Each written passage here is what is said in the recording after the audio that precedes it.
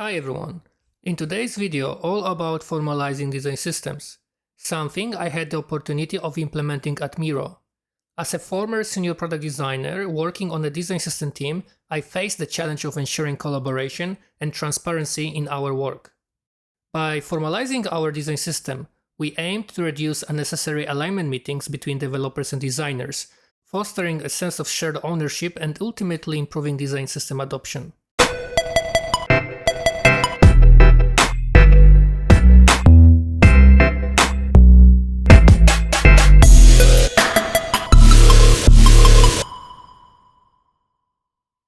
So, what are the main aspects of a formalized design system? I would say documentation and user data are key. Let's dive into documentation first. Proper and clear documentation includes design audits, sign-offs, and design decision records. Additionally, we need data to ensure that our work has a visible impact on the product and its users. For instance, conducting monthly designer and developer satisfaction surveys provides valuable insights into the usability and consistency of our design system. Now, let me walk you through how to start building the right documentation templates and set up the right process to formalize your design system.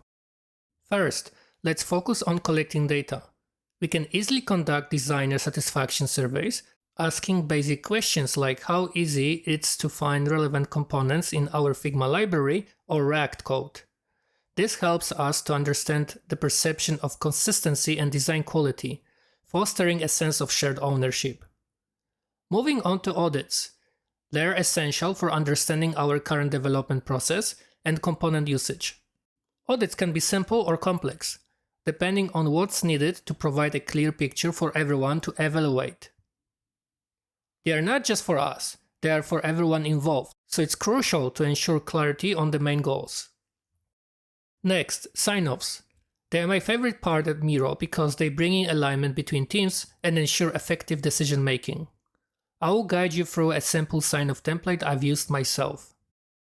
Start with a cover page, where you state the component name and the main purpose of the sign-off.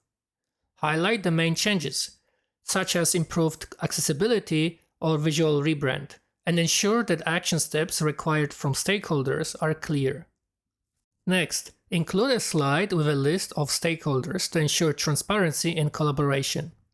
It's important to involve at least 2 product designers from different teams covering different product features. Also include your sparring partners from localization and accessibility teams to ensure broader testing and validation. Don't forget about someone from leadership, like your design manager or head of design, who can support smoother adoption of the changes and build trust between the design teams. Before diving into the main changes, provide a simple overview, perhaps through a video explaining the component's refactoring and goals.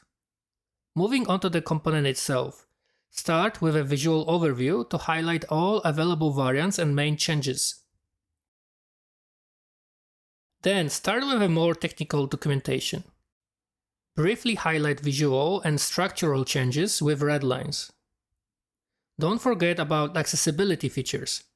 Document them while going over the component with your accessibility designer. For example, focus management and keyboard support should be thoroughly documented in the context of the pattern and its potential usage, such as with opening and closing the drop-down menu, the one you can see here. Lastly, ensure a basic understanding of content design guidelines to align with the rest of the team.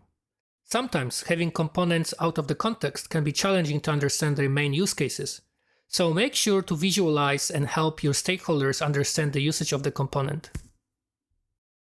Design decision records can be a simple document outlining meeting outcomes and action steps. Ensure proper documentation of component design and developer documentation to solidify the design system further. Formalizing the design system is all about creating a process that helps you make decisions faster and more transparent, eliminating the need for unnecessary meetings. It showcases the system's progression, adoption, and provides clarity for new joiners.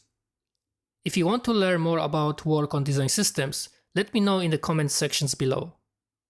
Stay tuned for more videos.